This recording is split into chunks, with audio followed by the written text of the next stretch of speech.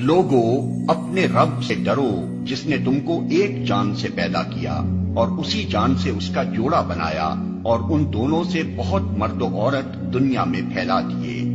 اس خدا سے ڈرو جس کا واسطہ دے کر تم ایک دوسرے سے اپنے حق مانگتے ہو اور رشتہ و قرابت کے تعلقات کو بگاڑنے سے پرہیز کرو۔ یقین جانو کہ اللہ تم پر نگرانی کر رہا ہے۔ بہت مرد و عورت دنیا میں پھیلا دیے۔ چونکہ آگے چل کر انسانوں کے باہمی حقوق بیان کرنے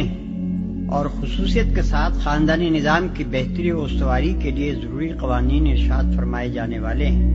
اس لیے تمہید اس طرح اٹھائی گئی کہ ایک طرف اللہ سے ڈرنے اور اس کی ناراضی سے بچنے کی تاکید کی، اور دوسری طرف یہ بات ذہن نشین کرائی کہ تمام انسان ایک اصل سے ہیں اور ایک دوسرے کا خون اور گوشت پوست ہیں۔ تم کو ایک جان سے پیدا کیا، یعنی نوع انسانی کی تخلیق ابتداً ایک فرد سے کی۔ دوسری جگہ قرآن خود اس کی تشریح کرتا ہے کہ وہ پہلا انسان آدم تھا جس سے دنیا میں نسل انسانی پھیلی، اسی جان سے اس کا جوڑا بنایا۔ اس کی تفصیلی کیفیت ہمارے علم میں نہیں ہے۔ عام طور پر جو بات اہل تفسیر بیان کرتے ہیں اور جو بائبل میں بھی بیان کی گئی ہے وہ یہ ہے کہ آدم کی پسلی سے حوا کو پیدا کیا گیا۔ تلمود میں اور زیادہ تفصیل کے ساتھ یہ بتایا گیا ہے کہ حضرت حوا کو حضرت آدم علیہ السلام کی دائیں جانب کی 13ویں پسلی سے پیدا کیا گیا تھا، لیکن کتاب اللہ اس بارے میں خاموش ہے، اور جو حدیث اس کی تائید میں پیش کی جاتی ہے اس کا وہ مفہوم نہیں ہے جو لوگوں نے سمجھا ہے۔ لہذا بہتر یہ ہے کہ بات کو اسی طرح مجمل رہنے دیا جائے جس طرح اللہ نے اسے مجمل رکھا ہے، اور اس کی تفصیلی کیفیت متعین کرنے میں وقت نہ ضائع کیا جائے۔ اور اس کی نشانیوں میں سے یہ ہے کہ اس نے تمہارے لیے تمہاری ہی جنس سے بیویاں بنائی تاکہ تم ان کے پاس سکون حاصل کرو، اور تمہارے درمیان محبت اور رحمت پیدا کر دی۔ یقیناً اس میں بہت سی نشانیاں ہیں ان لوگوں کے لیے جو غور و فکر کرتے ہیں۔ بیویاں بنائی، یعنی خالق کا کمال حکمت یہ ہے کہ اس نے انسان کی صرف ایک صنف نہیں بنائی بلکہ اسے 2 صنفوں یعنی سیکسز کی شکل میں پیدا کیا جو انسانیت میں یکساں ہیں، جن کی بناوٹ کا بنیادی فارمولہ بھی یکساں ہے، مگر دونوں ایک دوسرے سے مختلف جسمانی ساخت، مختلف ذہنی و نفسی اوصاف اور مختلف جذبات و داعیات لے کر پیدا ہوتی ہیں، اور پھر ان کے درمیان یہ حیرت انگیز مناسبت رکھ دی گئی ہے کہ ان میں سے ہر ایک دوسرے کا پورا جوڑ ہے۔ ہر ایک کا جسم اور اس کے نفسیات و داعیات دوسرے کے جسمانی و نفسیاتی تقاضوں کا مکمل جواب ہیں۔ مزید برآں وہ خالق حکیم ان دونوں صنفوں کے افراد کو آغاز آفرینش سے برابر اس تناسب کے ساتھ پیدا کیے چلا جا رہا ہے کہ آج تک کبھی ایسا نہیں ہوا کہ دنیا کی کسی قوم یا کسی خطہ زمین میں صرف لڑکے ہی لڑکے پیدا ہوئے ہوں، یا کہیں کسی قوم میں صرف لڑکیاں ہی لڑکیاں پیدا ہوتی چلی گئی ہوں۔ یہ ایسی چیز ہے جس میں کسی انسانی تدبیر کا قطعاً کوئی دخل نہیں ہے۔ انسان ذرہ برابر بھی نہ اس معاملے میں اثر انداز ہو سکتا ہے کہ لڑکیاں مسلسل ایسی زنانہ خصوصیات اور لڑکے مسلسل ایسی مردانہ خصوصیات لیے ہوئے پیدا ہوتے رہیں جو ایک دوسرے کا ٹھیک جوڑ ہوں، اور نہ اس معاملے ہی میں اس کے پاس اثر انداز ہونے کا کوئی ذریعہ ہے کہ عورتوں اور مردوں کی پیدائش اس طرح مسلسل ایک تناسب کے ساتھ ہوتی چلی جائے۔ ہزارہ سال سے کروڑوں اور اربوں انسانوں کی پیدائش میں اس تدبیر و انتظام کا اتنے متناسب طریقے سے فہم جاری رہنا اتفاقاً بھی نہیں ہو سکتا، اور یہ بہت سے خداؤں کی مشترک تدبیر کا نتیجہ بھی نہیں ہو سکتا۔ یہ چیز صریحاً اس بات پر دلالت کر رہی ہے ایک خالق حکیم اور ایک ہی خالق حکیم نے اپنی غالب حکمت و قدرت سے ابتداً مرد اور عورت کا ایک موزوں ترین ڈیزائن بنایا، پھر اس بات کا انتظام کیا کہ اس ڈیزائن کے مطابق بے حد و حساب مرد اور بے حد و حساب عورتیں اپنی الگ الگ انفرادی خصوصیات لیے ہوئے دنیا بھر میں ایک تناسب کے ساتھ پیدا ہوں۔ سکون حاصل کرو، یعنی یہ انتظام الٹ اپ نہیں ہو گیا ہے، بلکہ بنانے والے نے بالارادہ اس غرض کے لیے انتظام کیا ہے کہ مرد اپنی فطرت کے تقاضے عورت کے پاس اور عورت اپنی فطرت کی مانگ مرد کے پاس پائے، اور دونوں ایک دوسرے سے وابستہ ہو کر ہی سکون و اطمینان حاصل کریں۔ یہی وہ حکیمانہ تدبیر ہے جسے خالق نے ایک طرف انسانی نسل کے برقرار رہنے کا اور دوسری طرف انسانی تہذیب و تمدن کو وجود میں لانے کا ذریعہ بنایا ہے۔ اگر یہ دونوں صنفیں محض الگ الگ ڈیزائنوں کے ساتھ پیدا کر دی جاتی اور ان میں وہ اضطراب نہ رکھ دیا جاتا جو ان کے باہمی اتصال و وابستگی کے بغیر مبدل بسکون نہیں ہو سکتا، تو انسانی نسل تو ممکن ہے کہ بھیڑ بکریوں کی طرح چل جاتی، لیکن کسی تہذیب و تمدن کے وجود میں آنے کا کوئی امکان نہ تھا۔ تمام انواع حیوانی کے برعکس نوع انسانی میں تہذیب و تمدن کے رونما ہونے کا بنیادی سبب یہی ہے کہ خالق نے اپنی حکمت سے مرد اور عورت میں ایک دوسرے کے لیے وہ مانگ، وہ پیاس اور اضطراب کی کیفیت رکھ دی جسے سکون میسر نہیں آتا جب تک کہ وہ ایک دوسرے سے جڑ کر نہ رہیں۔ یہی سکون کی طلب ہے جس نے انہیں مل کر گھر بنانے پر مجبور کیا۔ اسی کی بدولت خاندان اور قبیلے وجود میں آئے، اور اسی کی بدولت انسان کی زندگی میں تمدن کا نشو و نما ہوا۔ اس نشو و نما میں انسان کی ذہنی صلاحیتیں مددگار ضرور ہوئی ہیں، مگر وہ اس کی اصلی محرک نہیں ہیں۔ اصل محرک یہی اضطراب ہے جسے مرد و عورت کے وجود میں وضعیت کر کے انہیں گھر کی تاسیس پر مجبور کر دیا گیا۔ کون صاحب عقل یہ سوچ سکتا ہے کہ دانائی کا یہ شاہکار فطرت کی اندھی طاقتوں سے محض اتفاقاً سرزد ہو گیا ہے؟ یا بہت سے خدائی انتظام کر سکتے تھے کہ اس گہرے حکیمانہ مقصد کو ملحوظ رکھ کر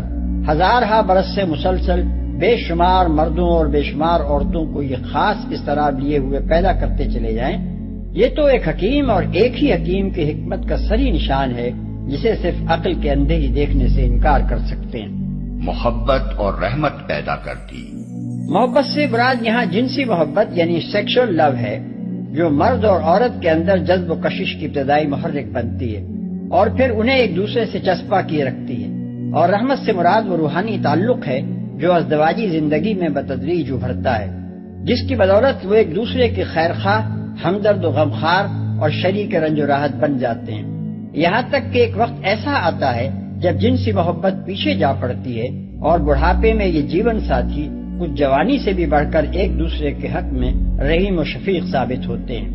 یہ دو مثبت طاقتیں ہیں جو خالق نے اس ابتدائی اضطراب کی مدد کے لیے انسان کے اندر پیدا کی ہیں جن کا ذکر اوپر گزرا ہے۔ وہ اضطراب تو صرف سکون چاہتا ہے اور اس کی تلاش میں مرد و عورت کو ایک دوسرے کی طرف لے جاتا ہے۔ اس کے بعد یہ دو طاقتیں آگے بڑھ کر ان کے درمیان مستقل رفاقت کا ایسا رشتہ جوڑ دیتی ہیں جو دو الگ ماحولوں میں پرورش پائے ہوئے اجنبیوں کو ملا کر کچھ اس طرح پیوستہ کرتا ہے کہ عمر بھر وہ زندگی کے منجار میں اپنی کشتی ایک ساتھ کھینچتے رہتے ہیں۔ ظاہر ہے کہ یہ محبت اور رحمت جس کا تجربہ کروڑوں انسانوں کو اپنی زندگی میں ہو رہا ہے کوئی مادی چیز نہیں ہے جو وزن اور پیمائش میں آ سکے، نہ انسانی جسم کے عناصر ترکیبی میں کہیں اس کے سرچشمے کی نشاندہی کی جا سکتی ہے، نہ کسی لیبارٹری میں اس کی پیدائش اور اس کے نشو و نما کے اسباب کا کھوج لگایا جا سکتا ہے۔ اس کی کوئی توجیہ اس کے سوا نہیں کی جا سکتی کہ ایک خالق حکیم نے بالارادہ ایک مقصد کے لیے پوری مناسبت کے ساتھ اسے نفس انسانی میں وضعیت کر دیا ہے۔ وہ تمہارے لیے لباس ہیں اور تم ان کے لیے۔ یعنی جس طرح لباس اور جسم کے درمیان کوئی پردہ نہیں رہ سکتا بلکہ دونوں کا باہمی تعلق و اتصال بالکل غیر منفک ہوتا ہے، اسی طرح تمہارا اور تمہاری بیویوں کا تعلق بھی ہے۔ جو لطف اللہ نے تمہارے لیے جائز کر دیا ہے اسے حاصل کرو۔ عورتوں کے لیے بھی معروف طریقے پر ویسے ہی حقوق ہیں جیسے مردوں کے حقوق ان پر ہیں، البتہ مردوں کو ان پر ایک درجہ حاصل ہے، اور سب پر اللہ غالب اقتدار رکھنے والا اور حکیم و دانا موجود ہے۔ مرد عورتوں پر قوام ہیں اس بنا پر کہ اللہ نے ان میں سے ایک کو دوسرے پر فضیلت دی ہے، اور اس بنا پر کہ مرد اپنے مال خرچ کرتے ہیں۔ بس جو صالح عورتیں ہیں وہ اطاعت شعار ہوتی ہیں اور مردوں کے پیچھے اللہ کی حفاظت و نگرانی میں ان کے حقوق کی حفاظت کرتی ہیں۔ مرد عورتوں پر قوام ہیں۔ قوام یا قیم اس شخص کو کہتے ہیں جو کسی فرد یا ادارے یا نظام کے معاملات کو درست حالت پہ چلانے اور اس کی حفاظت و نگہبانی کرنے اور اس کی ضروریات مہیا کرنے کا ذمہ دار ہو۔ اللہ نے ان میں سے ایک کو دوسرے پر فضیلت دی ہے۔ یہاں فضیلت بمعنی شرف اور کرامت اور عزت نہیں ہے جیسا کہ ایک عام اردو خواں آدمی اس لفظ کا مطلب لے گا، بلکہ یہاں یہ لفظ اس معنی میں ہے کہ ان میں سے ایک صنف یعنی مرد کو اللہ نے طبعاً بعض ایسی خصوصیات اور قوتیں عطا کی ہیں جو دوسری صنف یعنی عورت کو نہیں دی یا اس سے کم دی۔ اس بنا پر خاندانی نظام میں مرد ہی قوام ہونے کی اہلیت رکھتا ہے، اور عورت فطرتاً ایسی بنائی گئی ہے کہ اسے خاندانی زندگی میں مرد کی حفاظت و خبرگیری کے تحت رہنا چاہیے۔ ان کے حقوق کی حفاظت کرتی ہیں۔ حدیث میں آیا ہے کہ نبی صلی اللہ علیہ وسلم نے فرمایا، بہترین بیوی وہ ہے کہ جب تم اسے دیکھو تو تمہارا جی خوش ہو جائے، جب تم اسے کسی بات کا حکم دو تو وہ تمہاری اطاعت کرے، اور جب تم گھر میں نہ ہو تو وہ تمہارے پیچھے تمہارے مال کی اور اپنے نفس کی حفاظت کرے۔ مگر یہاں یہ بات اچھی طرح سمجھ لینا چاہیے کہ عورت پر اپنے شوہر کی اطاعت سے اہم اقدام اپنے خالق کی اطاعت ہے. لہذا اگر کوئی شوہر خدا کی معصیت کا حکم دے یا خدا کے عائد کیے ہوئے کسی فرض سے باز رکھنے کی کوشش کرے تو اس کے اطاعت سے انکار کر دینا عورت کا فرض ہے. اس صورت میں اگر وہ اس کی اطاعت کرے گی تو گناہگار ہوگی. بخلاف اس کے اگر شوہر اپنی بیوی کو نفل نماز یا نفل روزہ ترک کرنے کے لیے کہے تو لازم ہے کہ وہ اس کی اطاعت کرے. اس صورت میں اگر وہ نوافل ادا کرے گی تو مقبول نہ ہوں گے. جب کسی عورت کو اپنے شوہر سے بدسلوکی یا بے رخی کا خطرہ ہو تو کوئی مذائقہ نہیں اگر میاں اور بیوی کچھ حقوق کی کمی بیشی پر آپس میں صلح کر لیں. صلح بہرحال بہتر ہے. نفس تنگ دلی کی طرف جلدی مائل ہو جاتے ہیں، لیکن اگر تم لوگ احسان سے پیش آؤ اور خدا ترسی سے کام لو تو یقین رکھو کہ اللہ تمہارے اس طرز عمل سے بے خبر نہ ہوگا.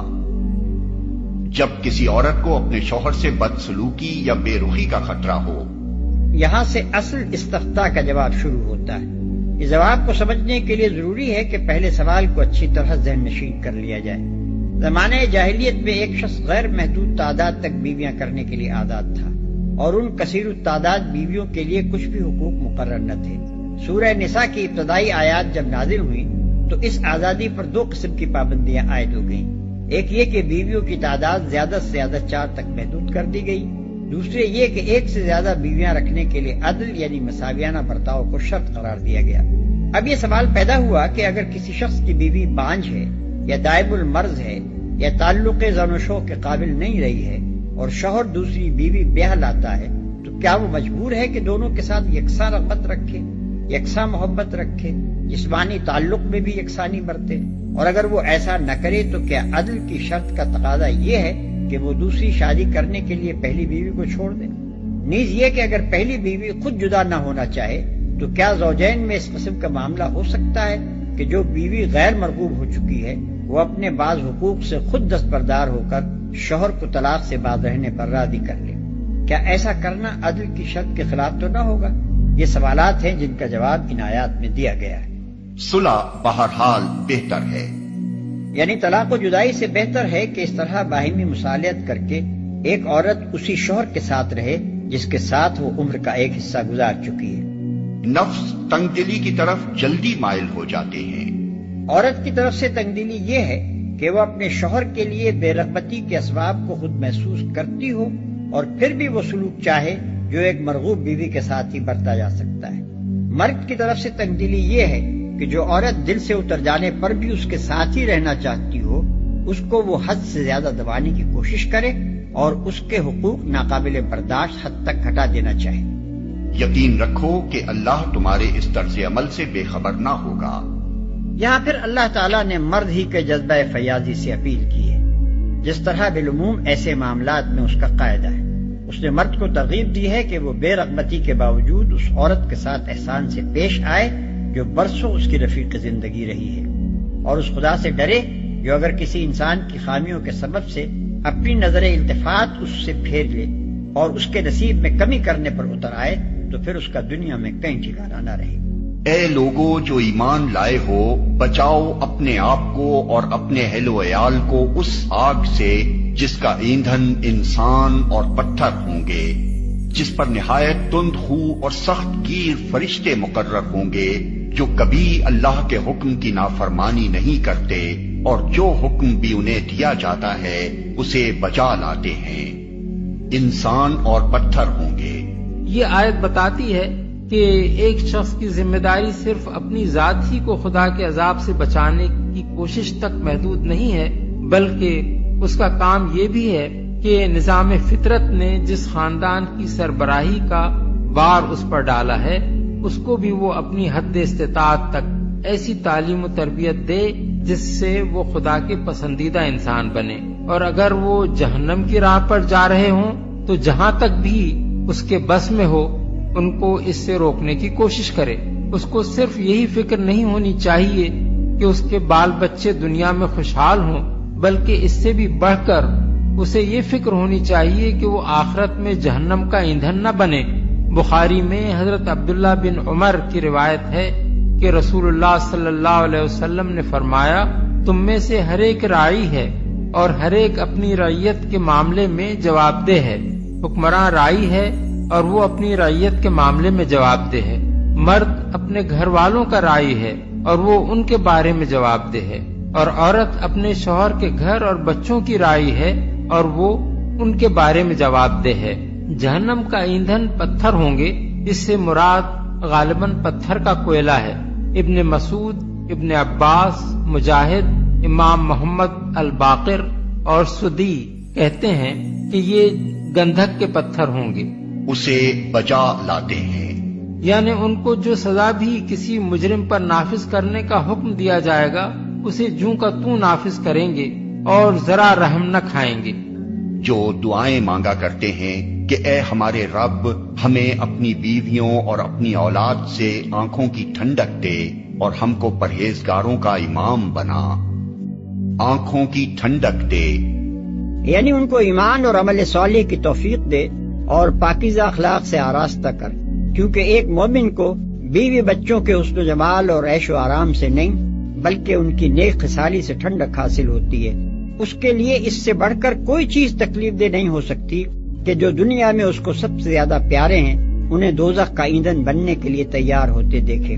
ایسی صورت میں تو بیوی کا حسن اور بچوں کی جوانی اور لیاقت اس کے لیے اور بھی زیادہ سہانے روح ہوگی، کیونکہ وہ ہر وقت اس رنج میں مبتلا رہے گا کہ یہ سب اپنی ان خوبیوں کے باوجود اللہ کے عذاب میں گرفتار ہونے والے ہیں۔ یہاں خاص طور پر یہ بات نگاہ میں رہنی چاہیے کہ جس وقت یہ آیات نازل ہوئی ہیں وہ وقت وہ تھا جبکہ مکے کے مسلمانوں میں سے کوئی ایک بھی ایسا نہ تھا جس کے محبوب ترین رشتہ دار کفر و جاہلیت میں مبتلا نہ ہو۔ کوئی مرد ایمان لے آیا تھا تو اس کی بیوی ابھی کافر تھی، کوئی عورت ایمان لے آئی تھی تو اس کا شوہر ابھی کافر تھا، کوئی نوجوان ایمان لے آیا تھا تو اس کے ماں باپ اور بھائی بہن سب کے سب کفر میں مبتلا تھے، اور کوئی باپ ایمان لے آیا تھا تو اس کے اپنے جوان بچے کفر پر قائم تھے۔ اس حالت میں ہر مسلمان ایک شدید روحانی اذیت میں مبتلا تھا، اور اس کے دل سے وہ دعا نکلتی تھی جس کی بہترین ترجمانی اس آیت میں کی گئی ہے۔ آنکھوں کی ٹھنڈک نے اس کیفیت کی تصویر کھینچ دی ہے کہ اپنے پیاروں کو کفر و جاہلیت میں مبتلا دیکھ کر ایک آدمی کو ایسی اذیت ہو رہی ہے جیسے اس کی آنکھیں آشوب چشم سے ابل آئی ہوں اور کھٹک سے سوئیاں سی چبھ رہی ہوں۔ اس سلسلہ کلام میں ان کی اس کیفیت کو دراصل یہ بتانے کے لیے بیان کیا گیا ہے کہ وہ جس دین پر ایمان لائے ہیں پورے خلوص کے ساتھ لائے ہیں۔ ان کی حالت ان لوگوں کی سی نہیں ہے جن کے خاندان کے لوگ مختلف مذہبوں اور پارٹیوں میں شامل رہتے ہیں اور سب مطمئن رہتے ہیں کہ چلو ہر بینک میں ہمارا کچھ نہ کچھ سرمایہ موجود ہے۔ پرہیزگاروں کا امام بنا، یعنی ہم تقویٰ اور طاعت میں سب سے بڑھ جائیں، بھلائی اور نیکی میں سب سے آگے نکل جائیں، محض نیک ہی نہ ہوں بلکہ نیکوں کے پیشوا ہوں اور ہماری بدولت دنیا بھر میں نیکی پھیلے۔ اس چیز کا ذکر بھی یہاں دراصل یہ بتانے کے لیے کیا گیا ہے کہ یہ وہ لوگ ہیں جو مال و دولت اور شوکت و حشمت میں نہیں بلکہ نیکی و پرہیزگاری میں ایک دوسرے سے بڑھ جانے کی کوشش کرتے ہیں۔ مگر ہمارے زمانے میں کچھ اللہ کے بندے ایسے ہیں جنہوں نے اس آیت کو بھی امامت کی امیدواری اور ریاست کی طلب کے لیے دلیل جواز کے طور پر استعمال کیا ہے۔ ان کے نزدیک آیت کا مطلب یہ ہے کہ یا اللہ متقی لوگوں کو ہماری رعیت اور ہم کو ان کا حکمران بنا دے۔ اس سخن فہمی کی داد امیدواروں کے سوا اور کون دے سکتا ہے؟